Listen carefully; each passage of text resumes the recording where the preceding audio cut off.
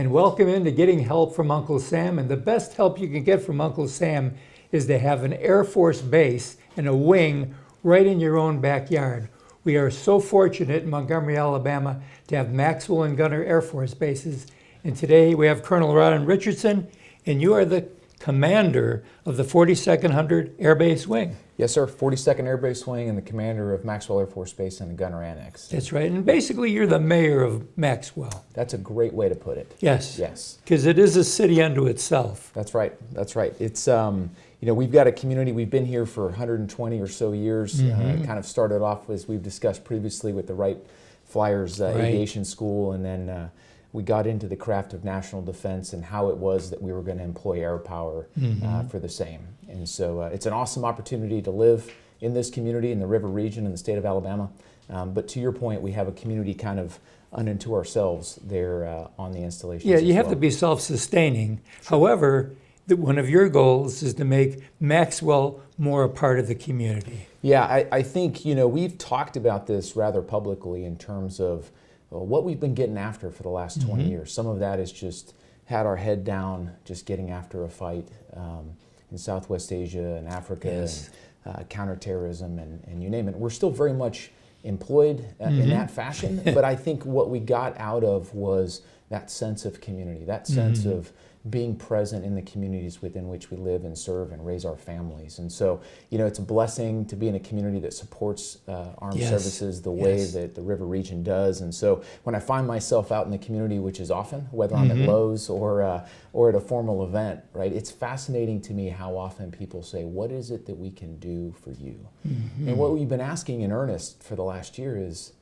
what is it that we can do for you in terms of the community? And I got to be honest with you, I think the community writ large has kind of atrophied that kind of response and understanding in the same way we have. And so we're kind of refiring some of those synapses, if you will, and figuring out how to be present in the community. Of course, we live here, our children go to school here, we're involved in faith institutions and in athletics, but what is it that we as an institution and an installation can do in the community?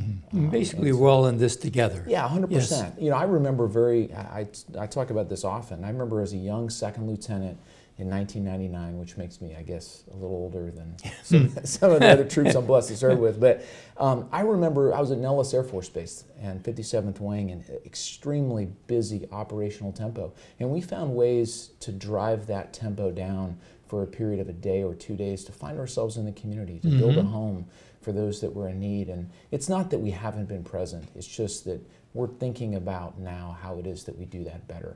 And that's both finding ourselves outside of the fence line in a meaningful way, but also finding ways, as we discussed with Operation Welcome Home earlier this year, to find ways to bring the community back on to, frankly, their installation. And so I think we're in a good place, and we're going to spend the next year getting after that. Well, it's interesting, because after 9/11, things really got tight. And it was kind of like, oop, you can't get on here, and now you want to be more welcoming to the community. Yeah, absolutely. It's the easy button solution is to put a 19-year-old patriot on the fence with a round in the chamber and just say, not today.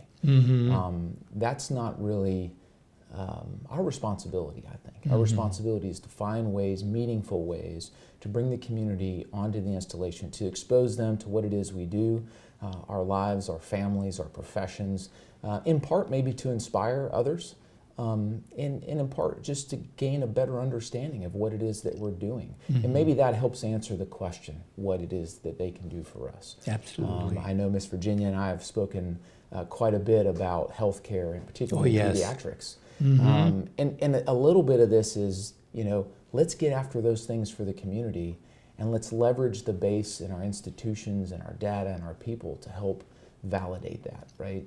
It's just amazing work that's being done. And we recently brought in, I think, about 35 caregivers across, I think, focused on pediatrics. We did a dinner with them. It was exceptional. We hosted it at the Mawell Club. And it was fascinating to me, the large number, the overwhelming majority of whom provide medical care to military-connected and affiliated families, Sure. and they've never stepped foot on the installation. It just so happened to be it was on a Thursday, and we have Squadron Officer School with our captains have karaoke in the club on that date. And so we were walking up, and I was following a couple caregivers, and you had probably 275 captains singing "You've Lost That Lovin' Feeling," and one turned around and said, "Oh my God, Top Gun is real." But this is not a naval base. That's exactly right. That's Yeah. exactly right. But it's a joint fight, I suppose. So, Yes. but I think that was very representative of where it is that we need to be. We're talking about base tours again.